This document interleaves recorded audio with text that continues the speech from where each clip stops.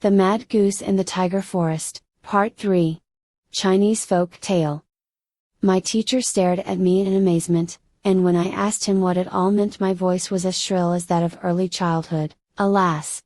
My dear pupil, he replied, now you will believe what I told you. The spirit of the well is angry at your wicked conduct and has punished you. You have been told 100 times that it is wrong to leap over a well, yet you did this very thing. But is there nothing that can be done? I cried, is there no way of restoring my lost youth? He looked at me sadly and shook his head. When my father learned of my sad condition he was terribly upset. He did everything that could be done to find some way for me to regain my youth. He had incense burned at a dozen temples and he himself offered up prayers to various gods. I was his only son, and he could not be happy without me. At last, when everything else had been done, my worthy teacher thought of asking a fortune teller who had become famous in the city. After inquiring about everything that had led up to my sad plight, the wise man said that the spirit of the well, as a punishment, had changed me into a miser. He said that only when I was sleeping would I be in my natural state, and even then if anyone chanced to enter my room or catch a glimpse of my face, I would be at once changed back into a graybeard. I saw you yesterday morning, shouted the gander. You were young and handsome, and then before my very eyes you were changed back into an old man.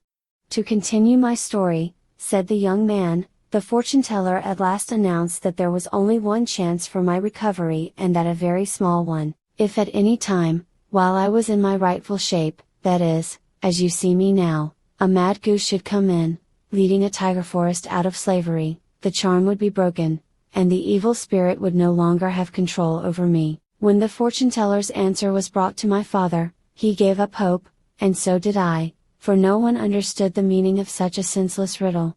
That night I left my native city, resolved not to disgrace my people any longer by living with them. I came to this place, bought this house with some money my father had given me, and at once began living the life of a miser. Nothing satisfied my greed for money, everything must be turned into cash. For 5 years I have been storing away money, and, at the same time, starving myself, body and soul.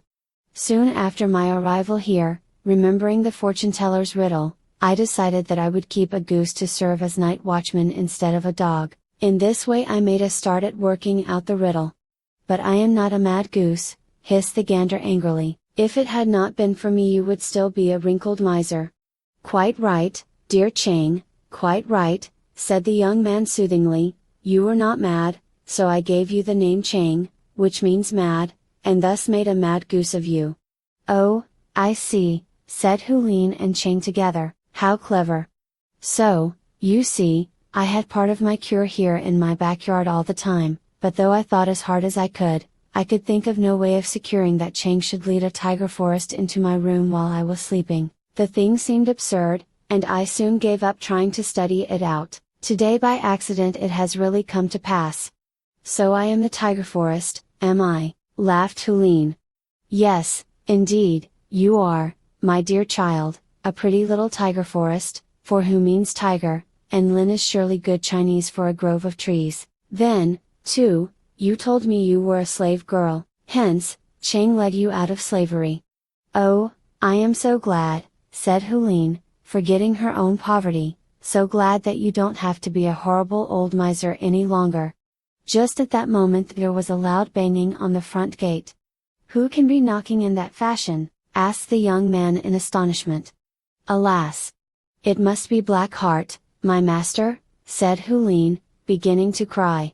Don't be frightened, said the youth, soothingly stroking the child's head, you have saved me, and I shall certainly do as much for you. If this Mr. Blackheart doesn't agree to a fair proposal he shall have a black eye to remember his visit by.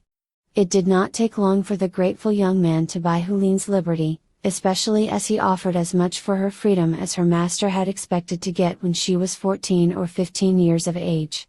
When Hulin was told of the bargain she was wild with delight. She bowed low before her new master and then, kneeling, touched her head 9 times on the floor. Rising, she cried out, oh, how happy I am, for now I shall be yours forever and ever and ever, and good old Chang shall be my playmate. Yes, indeed, he assured her, and when you are a little older I shall make you my wife. At present you will go with me to my father's house and become my little betrothed. And I shall never again have to beg for crust on the street?" she asked him, her eyes full of wonder. "No. Never," he answered, laughing, "and you need never fear another beating." The end.